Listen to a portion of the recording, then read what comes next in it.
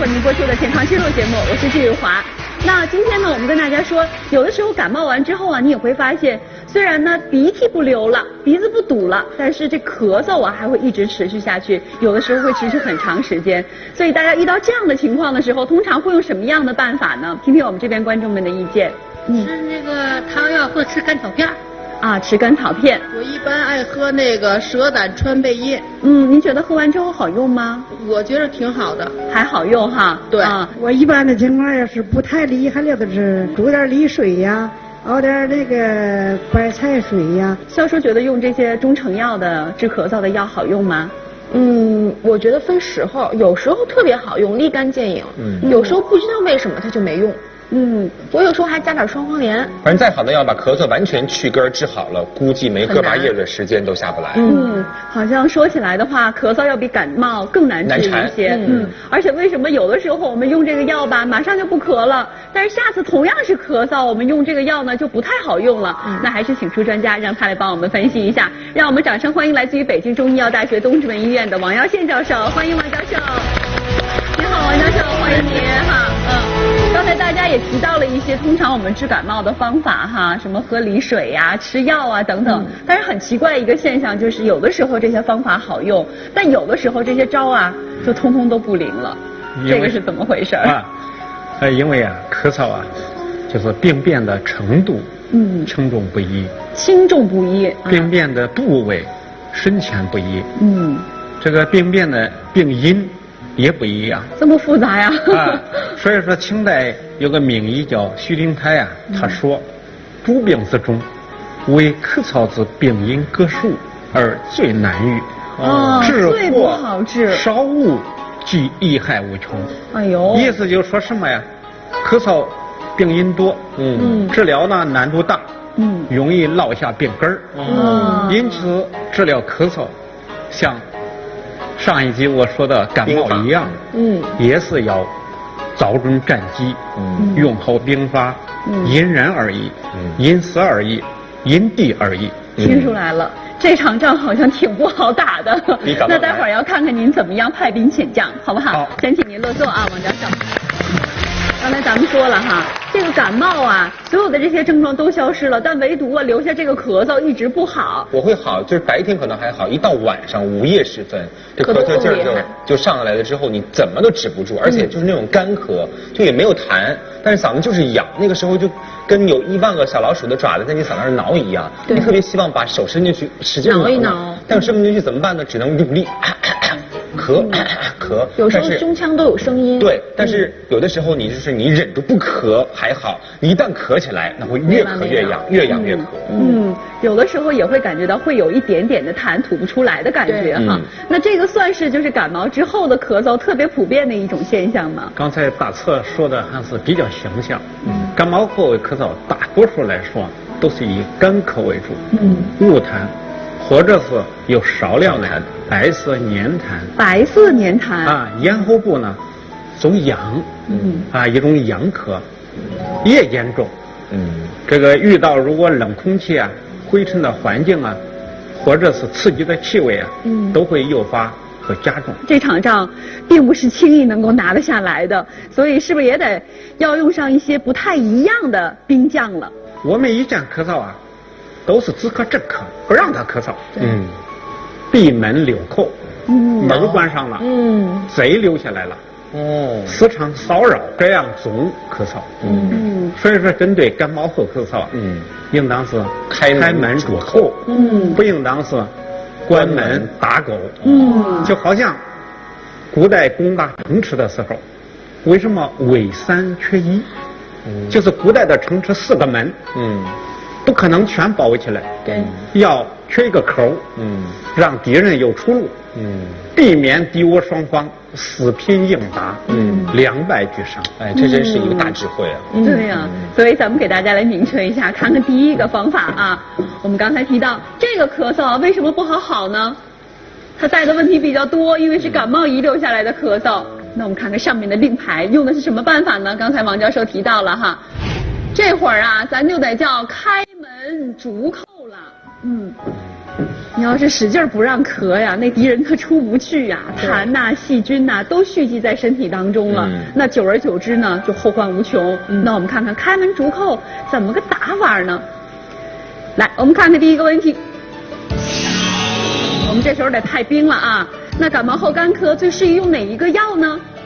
我们得派出一员大将来。你觉得是雪梨、胖大海还是陈皮？请大家选择。大特通常会用什么东西来治感冒后的咳嗽？我跟阿姨一样，就是用梨，然后好一点的就用雪梨熬汤或者直接吃就行了。谈不上是药，但是觉得挺好吃的。其实这3个东西呢，应该讲都挺适合治嗓子的。好，那咱们看看哈，到底我们观众感冒之后用的是什么样的这个东西来止咳呢？看一下，大多数观众选择的是雪梨和胖大海啊。那我们看看中医这会儿派出来的是哪一员大将呢？感冒后的干咳，中医用的是陈皮。这个雪梨和胖大海啊，它2个性味、归经、功能都一样。味甘寒，入肺和大肠经。都有清热运肺。这个利咽通便的功能。这个有养阴练邪之弊。挺好的吗？这不是？养阴练邪。就是把邪呀，收敛的敛，这个养阴练邪的副作用。所以说陈皮呢，大家都知道是橘子皮。对。这个《本草汇言》上说呀，这个味辛善散，故能开气；味苦开泄，故能行痰。说陈皮啊，能够理气化痰止咳，能够祛风。所以说没有闭门留寇之弊。所以说选用陈皮。对，陈皮我们经常喝呀，家里到处放一点儿，然后只要喝水的时候就扔进去。陈皮的化痰作用啊，非常有限，还得与其他药物啊配合起来协同作战。中药讲究就是排兵布阵，配伍。方子有一个。这个我想给大家讲一个小故事。就是我是25岁那一年呢，当大夫做门诊。因为年轻啊，那时候找的人不多。有一次我是后背对着门儿，这样的家长看不见面部，然后带着孩子进来了。进来以后一看，这么年轻啊，就想退出去。我就很主动。我说没关系，孩子有什么问题，我可以给你出主意。这个小孩的妈妈就不好意思，就坐下来了，给我说这孩子5岁了。这个什么检查没有大问题。消炎药都吃了，但是就是咳嗽。我拿下来听诊器听一听，肺部确实没有任何热音。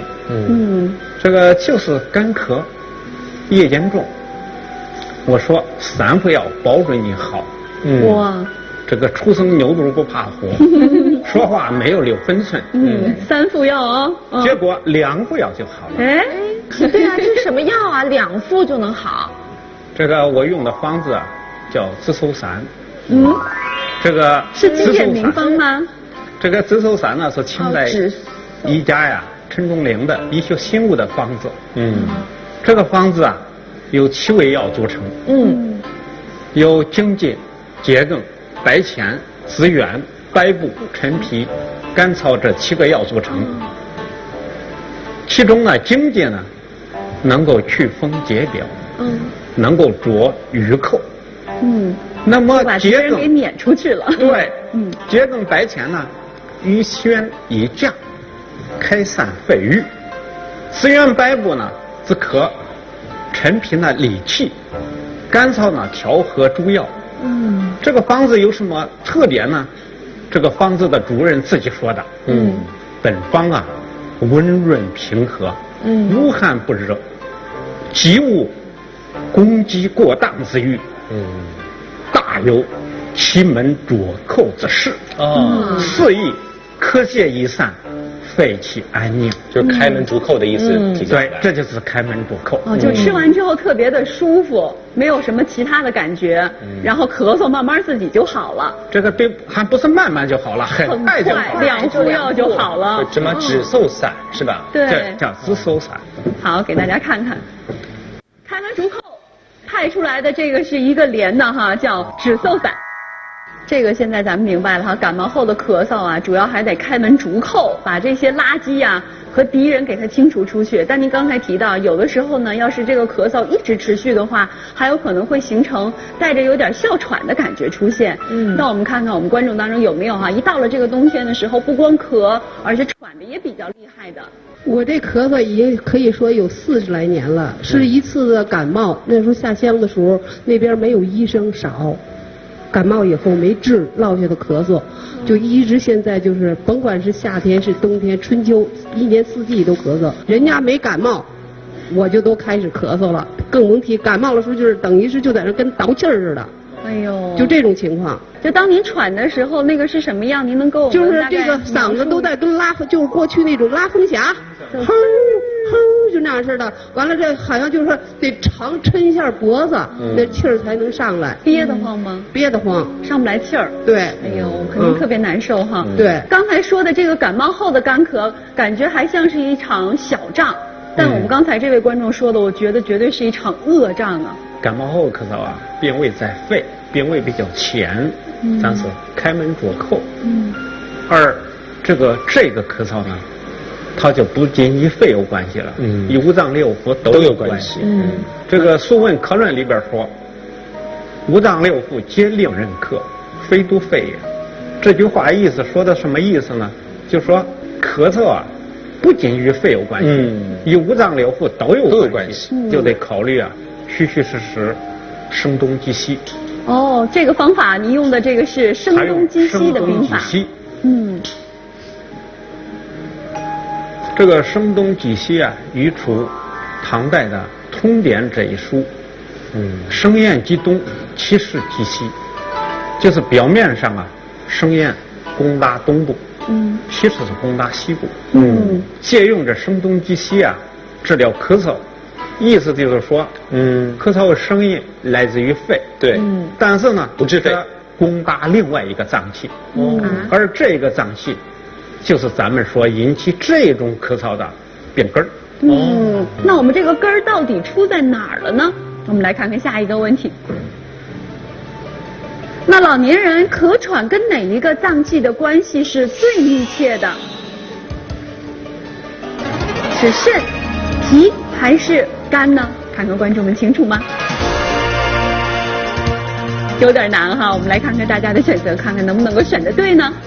老年人咳喘跟脾、跟肝到底跟什么有关系呢？这是由无线局独家冠名播出的健康之路节目。老年人咳喘到底跟什么有关系呢？咱们看看真正的这个病根在哪里啊？主要是问题出在了肾上。还真是肾。这个实在是不能理解，肾虚会导致老年人咳喘，不应该气管跟肺子的什么再声东击西也不至于击到那儿去。对，中医认为啊，肾主纳气，就是说虽然说咱们的呼吸由肺来主管，但是由肺吸入的氢气必须下达于肾，由肾摄纳子，这样啊，你呼吸才会平缓，才会有深度，这样才能保证人体内外气体的正常的交换。清代医学家林佩琴呢，在《类证治材》里边说，肺为气子主，肾为气子根，肺主出气，肾主纳气，阴阳相交，呼吸乃和。就是老年人的咳喘呢，一般都与肾不纳气有关系。肾不纳气，肾不纳气，10个咳喘，9个肾虚。那这样讲起来的话，这个长期的咳嗽，咱们现在终于找清楚原因了哈。就是那位是肾虚咳嗽啊，40多年他长期咳嗽，原来是由于肾虚咳嗽。所以说专家说这个声东击西，应该就是生肺击肾。对，是这个道理吧？那也就是我们生肺击肾，对吧？那我们补肾就行了呗。对，多吃点补肾的药。我推荐一个方子，也很简单，只有2味药，叫参膈散。快赶紧记一记。这个方子呢，出自于宋代的官方的医书《圣济总录》，原来方子名字叫独生饼子，就是用葛芥1对儿，人参呢等量，就是葛芥1对儿一般是45克左右，那么呢人参呢大概也用45克左右。45克左右哈。碾成粉，用水冲服，每次2克，每日2次。这个人参呢，大家都知道大补元气，葛芥呢不费肾。这2个药很简单，但是呢不费肾，定传寿。如果要是偏阳虚的人呢，人参用红参。如果要偏阴虚呢，人参用生晒参。这样呢，就是说可以有个体质的差异。为什么要碾粉呢？人参跟葛芥都是很名贵的中药材。碾成粉既经济又方便。所以对付这种由于肾虚引起来的咳嗽，我们用到的是参葛散，就是可以每次少服一点。对。就是在东北，大家特别喜欢泡药酒。我们家小时候条件还不错的时候，我爸就用人参和这个葛芥泡过药酒。我不知道为什么这葛芥每次一出现都是一对一对的。我让大家看看葛芥什么样。什么样？对。这就是葛芥。长得这么具体。这人参大家都认识。这葛芥你看是一对儿，咱们药方上也是一对儿。它不是一公一母吗？还是怎样？这葛芥大家看样子。它是壁虎科，又叫大壁虎。这葛芥是用它叫声来起名的，它叫做葛芥，葛芥。雄性葛芥咯咯，雌性葛芥叽叽。不唱其水，所以说叫葛芥咯咯。这一段儿，你俩是一对大壁虎吗？我俩要泡酒，你试一下。葛芥夫妻，你看看，一日2次，很丑，但是呢，挺丑的，有忠贞的爱情故事。忠贞的爱情故事，这一对儿，你俩都单身的，你看多好啊，凑一对儿。这一对儿终身厮守，不相分离。动物好像这样的很少。他们即使寻找食物，也不分离。2个人。不是2个人，2个人我们已经搞混了。即使寻找食物啊，也不分离。这2个找到食物以后，一人一半。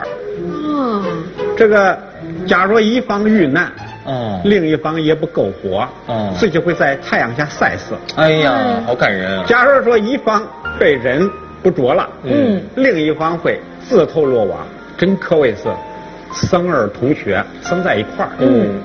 死而同药，死了一块做药。哎呀，在现代药理研究啊，葛芥能够平喘，增强免疫和延缓衰老的作用。不舍得吃了。这么一讲，葛芥好伟大呀！是啊，要不然我们就别吃了，我们换一种方式，对，能不能达到同样的这个效果？如果实在是觉得吃这东西接受不了的话，咱们好像中医当中有很多传统的疗法。以前我们节目当中也经常会讲啊，比如说一些叫导引术也好，或者一些养生的小动作也好，也能够起到这样的作用。不知道对于长期的一个咳嗽，做小运动有没有帮助？对于这个慢性的咳喘病人呢，他是终身的，所以说还是建议啊，适当的运动，增强体质。所以从中医的角度讲啊，最好是练一些功法，比如说这个太极拳呐、八段锦呐，这些功法都有助于人体啊不胜纳气。我们看看有没有一些简单的养生的动作，也能够帮助您缓解长期咳喘带来的各种不舒服。我们请何家博士和一位专业人士来教给大家。好的，小季。那今天呢，我们请来了东直门医院的刘宁医生。刘医生你好。你好。刚才呢听到专家讲了很多和这个固肾纳气有关的药物。那在咱们这个中医里面，有一些传统的这个养生的功法，它也可以起到固肾纳气的作用吗？通过呼吸和动作配合起来，可以增强呼吸功能，起到固肾纳气的作用。哦，那这样，那您就教咱们几套动作好不好？好。我们也请我们现场的观众朋友，咱们起立，跟着刘医生来学，好不好？电视机前的观众朋友，你也可以从自己的沙发上站起来，跟着我们一起来做一套操。来开始吧。第一个动作，名字叫做日月双托，双脚分开，以肩同宽。首先起势，双手从胸前抬起，合抱于胸前，抱起来。双手的劳宫穴对于膻中。什么叫劳宫穴呢？劳宫穴掌心的位置。掌心的位置对于膻中，就是对准我们的心口窝。对。第一个动作，双手外展，外旋，上托，外拔。什么叫外拔呀？向外向外伸展。向外伸展啊，名字叫日月双托，顾名思义，有托起之意。手上有托的感觉，有托的。这个动作能够充分的舒展胸腔，起到开拳肺气的作用。哎，这样做一做，感觉心口打开了，扩胸运动的感觉啊。对，好，收势，手合一弹中，可以反复练习。下一个动作叫净水坡接，双脚开马步。开马步，双掌向下、向后，像蒯水一样。就是现在我抱了一潭水，抱一潭水往外泼，抱了一潭水泼出去。泼的同时呼气。那这个动作的要领是什么呢？要领是下蹲，同时配合呼吸。下蹲同时是吸，往外泼水是呼，把体内的浊气呼出。净水泼击，净水泼接，吐浊气。下一个动作是从传统八卦掌中选取的动作，叫左右撑掌。左右撑掌，怎么撑呢？原来的动作呢，八卦掌原来的动作我给大家演示一下。好，哇，这您怎么走？这是八卦掌动作，但是咱们做的时候呢，这个就是简单，就是像太极拳一样，简单一点，向左跨步。双掌向外撑，也是重心从后向前。撑，向外撑出。也是呼气。对。迈右步，向前撑出。向前撑。注意要领，动作要领是双掌向前撑，往前胸腔身躯向后向后，形成一个对拉拔长的动作。明白了，身体往后。对。这个肩膀的用力呢是往前。对，能够起到充元气的作用。那这样的一个动作，咱们再跟着刘老师巩固一下，好不好？好，开始，起势，双手合抱于胸前。第一个动作，日月双托，开肺气。双手外展、外旋、上托，拔伸，吸，充分的舒展胸腔。合。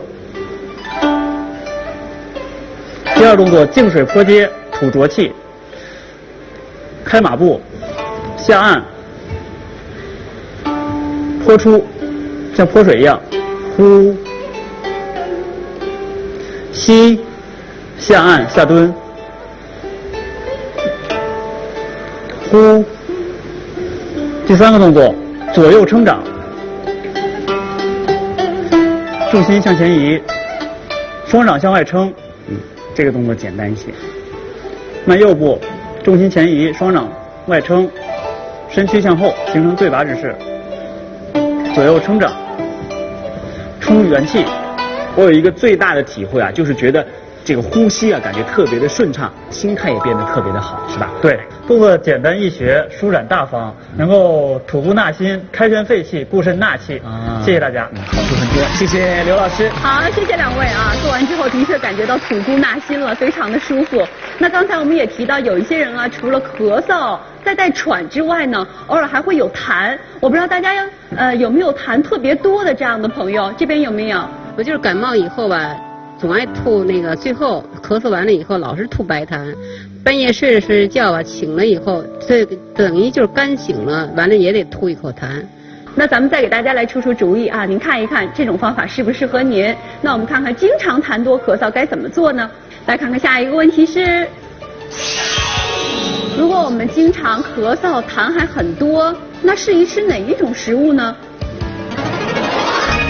你选择百合、茯苓还是银耳呢？看看大家的意见。那我们来看看大家的意见啊。观众觉得吃点百合啊、银耳啊这种滋润的东西，会不会能够缓解咳嗽呢？我们看看，中医师派出的是中医师用的是茯苓，而不是百合和银耳。这会儿为什么派出的是茯苓这员大将呢？咱们说的咳嗽痰多呀，这个痰呢一般是白痰为主，这个主要的问题啊在于脾。就是明代的医学家张君悦说呀，五脏之病虽俱能生痰，然物不由脾生。盖脾主湿，湿动在生痰，故痰之化物不在于脾。就是什么意思啊？就是说呀，人体的痰湿一产生啊，主要是由于脾胃虚弱引起来的。这样呢，你要想不被痰湿所困，日常生活中啊，就得照顾到脾胃。茯苓呢，具有什么作用呢？就是健脾化湿，能够减少痰湿的生成。大家看一下茯苓，这个白色的小块就是茯苓。那么白鹤银耳呢，主要是养阴润肺，反而能够助湿生痰。这脾虚咳嗽有这么多的特点，对照一下啊。有痰，而且是白痰，主要还是因为脾虚所引起来的。那刚才我们讲过，治这个肾虚引起的咳嗽是用这个什么声东击西，就是生肺击肾。对。那我们这个脾虚是不是要生肺击脾啊？也是声东击西啊？都成军事家了。这个道理都一样。但更准确一个术语叫围魏救赵。围魏救赵啊，所以说一般男同志懂历史，大策可以讲一下围魏救赵的故事。来一段。围魏救赵，我还真是学历史，大学学历史的。不过这个历史比较长久了，2000多年前的事了哈。公元前354年的时候，战国的时候，那个时候呢，这个魏国呢有一员大将，叫这个庞涓，他呢就去攻打这个赵国的首都，就是现在的河北邯郸。然后当时呢，赵国的这个国君呢就派人去齐国求援。然后呢，齐国有员大将叫田忌，我们知道田忌赛马那个故事嘛。田忌就说很简单啊，我们就派兵去邯郸，他们打邯郸的吗？我们就正面跟他交锋，打个你死我活，看他谁能赢。当时这个齐国还有一员这个军师，叫做什么？叫做孙膑，是庞涓的这个师兄弟，同时他们两个呢是仇人，同门是仇人。然后孙膑说不能这样做，因为正面啊攻击啊容易打败仗，而且造成生灵涂炭，怎么办呢？干脆我们用一招损招。魏国不是现在包围赵国的首都吗？我们去魏国，我们把他的首都现在的开封，过去叫大梁包围上。这样一包围的话呢，这个魏国的人肯定就害怕了，他们就得回来。其实呢，我们用一小点的兵力去围攻这个他们的首都，大部队干嘛？堵在路上。路上这个附近大概就是现在长垣的一个位置，说他们必经之路，回来的时候苍茫茫逃窜的时候，我们就一举把他们歼灭。结果这一招还真的就通过围魏这个虚晃一枪，把这个赵国给救了。不过这个成语后来讲的更多的意思是那种包抄，然后呢避免正面的这个锋芒的这种打击，同时包抄断后，从而取得大获全胜的一种效果。这个大策的历史学的还真是好。此处有掌声。体育老师教的。那么围魏救赵用于治疗咳嗽是什么目的呢？这个痰来自于哪儿？脾胃，相当于胃部。然后他去攻击肺部了，肺相当于赵国邯郸。那么围魏救赵就是把脾胃包起来，我给你包起来，不让你生痰。那么肺部受到攻击，自然就伤害了。对，他们就不敢去肺那儿作乱了，就赶紧回自己大本营。对，我们先把这个令牌翻过来，给大家明确一下，现在咱们使的这个兵法招数就是围魏救赵，等于是围脾救肺。那生活当中现在咱们知道健脾的有好多啊，用到这些食物的话，应该是不是也算是派出一些精兵强将了？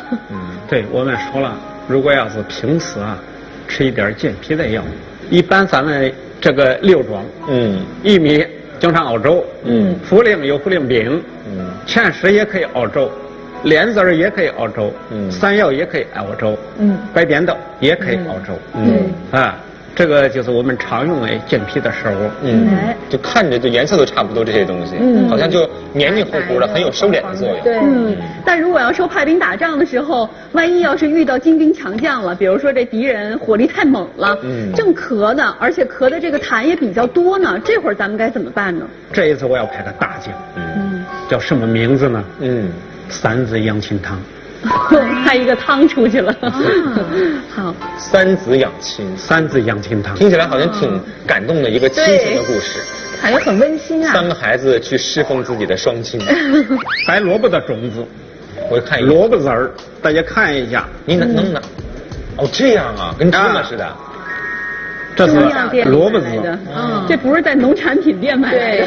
芥菜的种子，白芥子，芥菜的种子，白芥子，就是紫苏，实际上就是苏子的种子。苏子，就是这3子。这个3子养心汤呢，它原来就是治老年人脾胃虚弱、运化不健，这样呢产生一些痰浊，痰涌气逆呢，影响到肺，这样就出现了咳嗽、痰浊甚至喘。那么这3子中间呢，带介子，除痰的；苏子呢，行气的。那么莱菔子是消食的。哦，这萝卜子。益消胃补，痰消气顺，传授治平。但是呢，这3子养心汤啊，它主要是除痰降气，少了一点健脾和胃的东西。因此临床使用的时候，经常加一点咱们刚才说的健脾的，比如茯苓啊、薏米啊，还有陈皮啊、和胃的东西。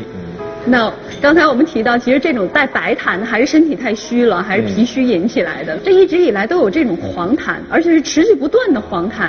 一般来说，是不是要有黄痰的话，说明体内火太大了呀？肯定是体内有火了，对，或者是外邪如里化热了，对，或者是饮食不当生热了，或者是脏腑功能不协调生热了，这些热呢，如果影响到肺，热灼积腻，就产生了黄痰。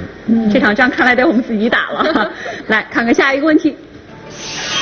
那您觉得痰黄咳嗽，我们最应该调理哪一个方面呢？是吃饭、睡觉还是排便呢？看看大家的意见。这场仗怎么打？奔哪儿打？怎么打呀？我觉得都挺重要的，这3点。你看咳嗽的时候特别费体力，调节睡眠也很重要。然后吃东西应该也会很讲究。你想他这个嗓子属于这种粘稠的状态，也很难下咽。我觉得3个都挺重要的。本来派你100个小兵，然后说你们30个去打那儿，你们30个往这儿走，然后结果兵力全分散了，兵分3路。现在咱得合鼓了哈，得合力了，就攻打一个问题，就是这痰黄咳嗽。我们看看大家的意见，力量往哪使呢？你看都差不多。大多数观众说管理好吃饭睡觉比较重要一点啊。由无线级独家冠名播出的健康肌肉节目。那您觉得痰黄咳嗽我们最应该调理哪一个方面呢？大多数观众说管理好吃饭睡觉比较重要一点啊，那是不是这样呢？我们看看中医把兵力派在哪里了。主要是要调理排便，先管下面。不是，这个我就实在是不能理解，太搞笑了。就是你上边吐痰，然后你不光吐痰，你去管下边排便的事儿。另外，接着给他讲讲兵法，你用的是什么招？这是什么呀？这个吃饭排便连着说有点不压啊。对啊。这个吃饭、睡觉、排便这3个哪一种都重要，哪个有问题都不行。是啊。当然，最直接关系的是排便。为什么呢？因为中医认为啊，肺与大肠相表里。肺在上，大肠在下，互为表里。肺为里，大肠为表。如果大肠又热，可以上熏于肺，导致咳嗽、痰多气喘。这积食也容易咳嗽。因此呢，老年人的咳喘还需要观察和调理大便。